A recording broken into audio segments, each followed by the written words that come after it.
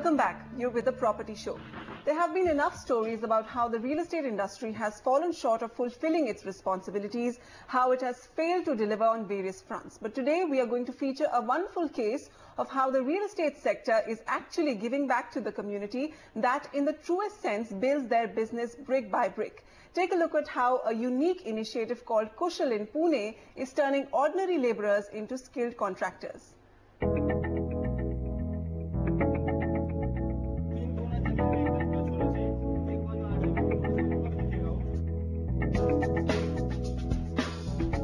It's time for the morning lesson for these construction workers.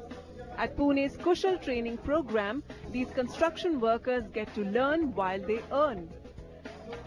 Here, unskilled laborers are trained across 6 trades that include bar bending, shuttering, masonry, tiling, plumbing and painting. The Kushal program till now has skilled and certified over 18,000 workers across Pune, Goa and Chennai, and in the process rebuilt many lives, like that of Shankar Shinde. Originally a painter, he is today a full-fledged contractor leading a whole team and clocking an annual turnover of 80 lakhs. कुशल में मेरे को कारागिरी कैसा किया जाता है, सुरक्षा कैसा संभाला जाता है और खुद का सेविंग कैसा करने का, आगे कैसा बढ़ने का, ये कुशल ने सिखाया. Then there are others who after the training became trainers themselves. मुझे टीचर बनने से बहुत गर्व महसूस होता है क्योंकि मैं पहले एक वर्कर था और सब लोग मुझे वर्कर के हिसाब से देखते थे, लेकिन आज जो मैंने उस समय ट्रेनिंग लिया था तो अच्छा लगा कुशल कंपनी को, तो उन्होंने मुझे कुशल के ट्रेनर के लिए सपोर्ट किया और मुझे ट्रेनर बना दिया, तो आज मैं एक टीचर हूँ. According to Kushal, which is a partnership project between CREDAI Pune and the National Skill Development Corporation, the most measurable outcome of their success is the rise in wages of the trained workers and their financial inclusion into the banking system. We have been able to increase the aspirational levels of the workers, thereby wanting him to upgrade his skills, whereby also and by opening bank accounts for them. Even without KYC norms, we showed them that he could save money. The Kushal initiative in Pune is, however, just a drop in the ocean.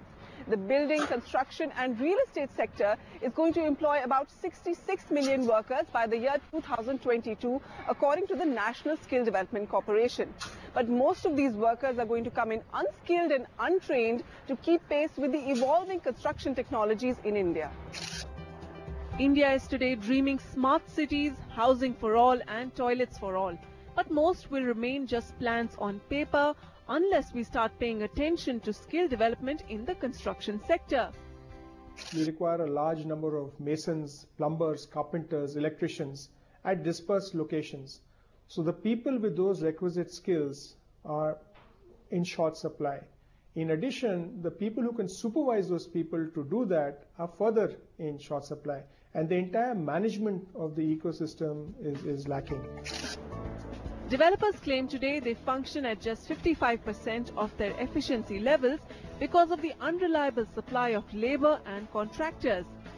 Steady supply of skilled manpower will not only get projects on the fast track but also translate into cost savings for consumers. With camera person AJ Joseph, Vasudha Sharma, NDTV. Skilling our workforce for a modern India, the Modi government means serious business when it comes to skill development. So much so that for the first time we have a union ministry for skill development. Now the real estate sector, the construction sector is the second largest employer in India, and yet the talent in this sector is still primitive or deficient in skills. Why is it so, and why aren't we investing enough in skilling our construction labor force? I have two expert voices in the studio to discuss that with me. Mr. Atul Bhatnagar, COO, National Skill Development Corporation, and Dr. Niranjan Swarup, Director of Professional Training at the Construction Industry Development Council. Gentlemen, thank you so much for joining me in the studio today.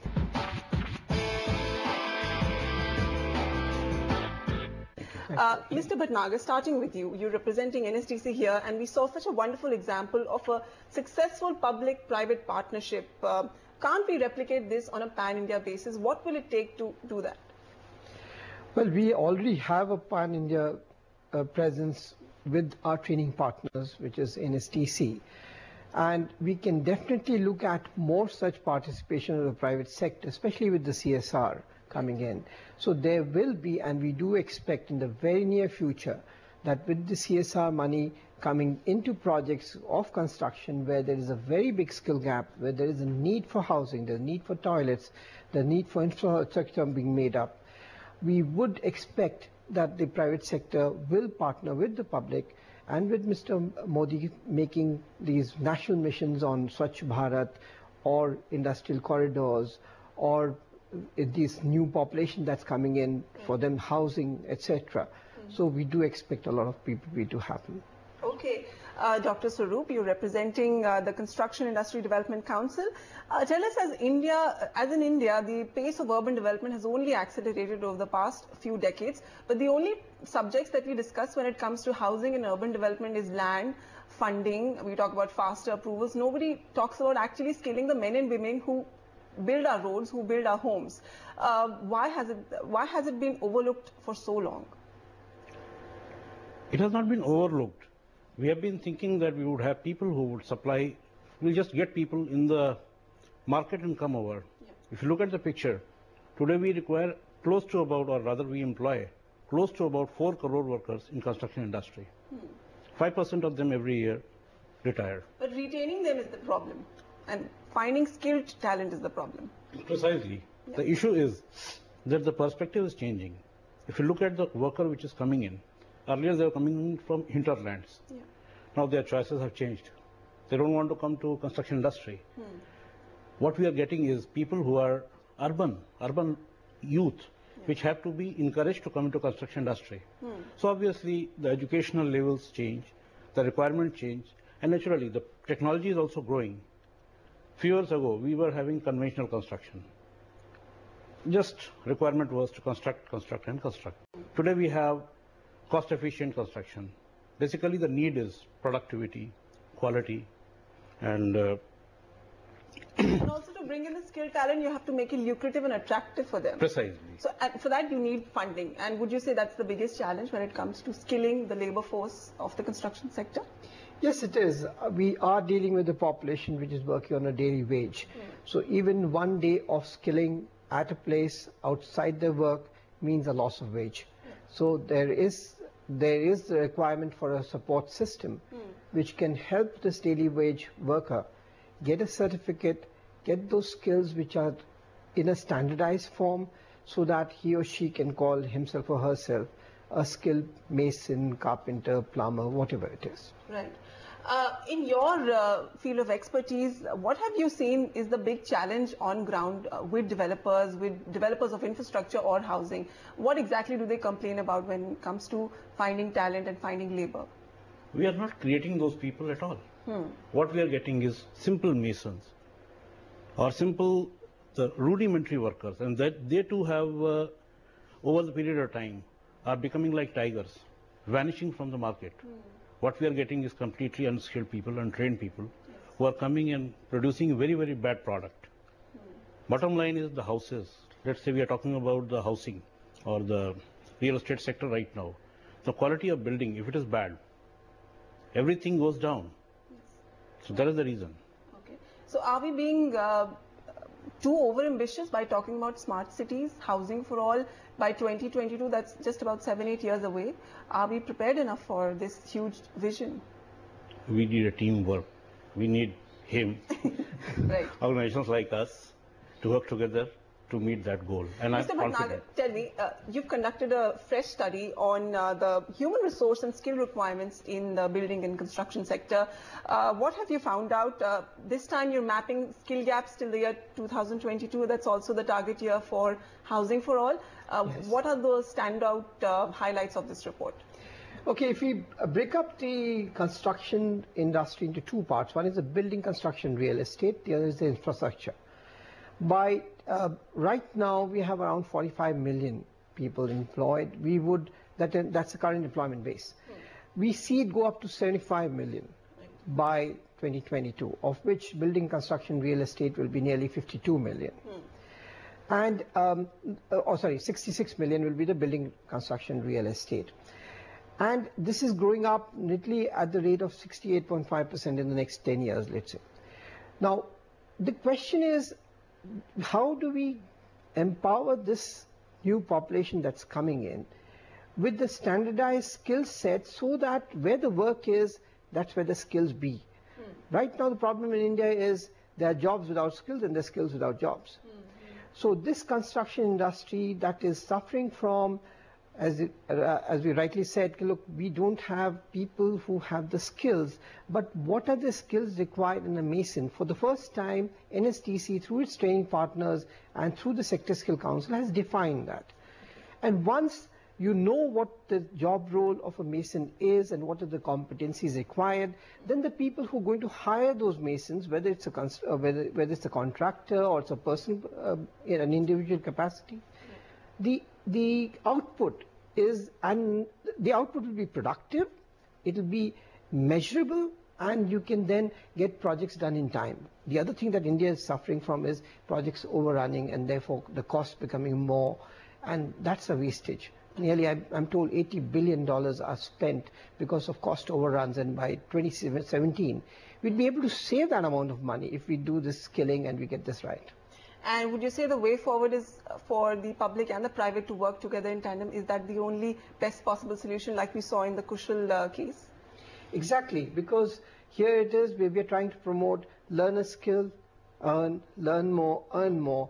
So that's where the private industry comes in and supports these people into skill development. And the government is giving a broader vision and the private industry is finding ways to complete that vision. Okay. Dr. Swaroop, tell us at CIDC, what are the kind of activities you have undertaken in the industry to enable skill development? Primarily what is happening is people consider that the person who has come into the construction industry, let's train him. That is what you are simply training somebody who is in the market. We are actually going into hinterland, getting people, training them and bringing them to the industry. So this way at least we are adding to the numbers which are already working. What we do is we look at the three core issues which are generally not added: safety, quality and productivity. So we look at those and train people so that people are conscious about it. See, bottom line is, end of the day, any builder or any property, as is very rightly pointed out, cost overrun. The cost overrun will come because the time will overrun. And time will overrun because these three things will not be seen. We are trying to control that by our training and bring the people around that. Okay. Mr. Bhatnagar, would you say that right now when a person goes out to buy a home, the few key people that he has to deal with, the developer, the lender, and of course, but the buyer is one aspect, should the laborer be the fourth aspect critical to deliver a project? Should we just not look at them as the technical hands building your homes? We should also look at like we saw in the Kushal case, they're looking at financial inclusion for these laborers. So we need to look at the social angle of this, of skilling these labor force also. Definitely, I mean, for a buyer to meet a laborer may not be possible because the building is up. Yeah.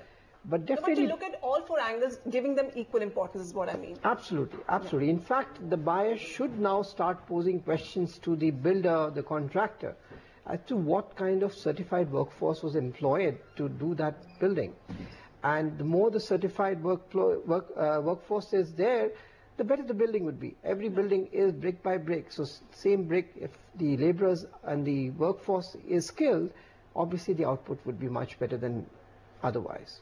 All right. Your last thoughts, Prime Minister Modi. Prime Minister Modi is quite serious about skilling India, skill development. What's your vision for the real estate sector, the construction sector, for the industry? How can we get there when we have a huge, wonderful demographic? We have a huge workforce, but we need to skill them. How can we get there? One way would be to follow Indian Army. Indian Army decided to engage at least 5% of skilled labor in their works. If our builders or the real estate lobby decides that they would not work without the skilled labor, or at least 5% or 10%, a minimum percent of the skilled labor, if they quantify and they put it in their brochures, that look here, I'm selling this flat, it's being built by so many skilled people, it will be fantastic. All right. Gentlemen, thank you so much for joining me today. So there you have it, skill development in real estate sector. We need to also focus on the men and women who get their hands dirty on ground and actually build our homes brick by brick. We need to bring them into the whole aspect of policy making, deliver policies that look at their welfare and their empowerment through technical skills. Thank you so much for joining me.